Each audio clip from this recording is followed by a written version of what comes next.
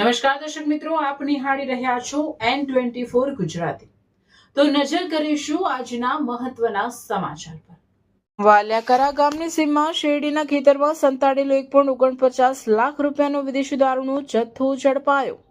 ભરૂચ જિલ્લાના વાલિયા તાલુકાના કરા ગામની સીમમાં આવેલા શેરડીના ખેતરમાં સંતાડી રાખેલ ભારતીય બનાવટના વિદેશી દારૂનો મોટો જથ્થો વાલિયા પોલીસે ઝડપી લીધો છે। આ કાર્યવાહીમાં પોલીસે કુલ ₹1,49,040ની કિંમતનો મુદ્દામાલ કબજે લઈ કાયદેસરની કાર્યવાહી હાથ ધરી છે।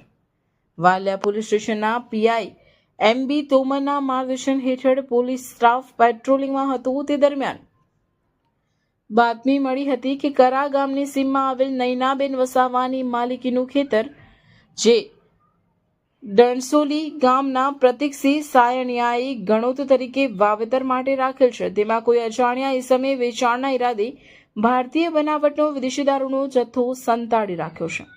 મળેલ બાતમીના આધારે પોલીસ ટીમે તાત્કાલિક સ્થળ પર પહોંચીને રેડ હાથ ધરી હતી। ખેતરમાં તેમજ આસપાસ તપાસ કરતા પ્લાસ્ટિકની થેલીઓમાં છુપાવેલી ભારતીય બનાવટના વિદેશી દારૂની બોટલો તેમજ બિયર ટીન મળી આવ્યા હતા।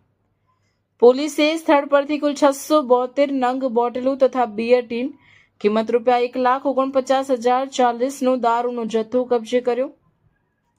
રેડ દરમિયાન કોઈ ઇસમ સ્થળ પર હાજર ન મળતા બીજાના ખેતરમાં દારૂ સંતાડનાર અજાણ્યા ઇસમ વિરુદ્ધ ગુનો દાખલ કરી તપાસ શરૂ કરવામાં આવી છે।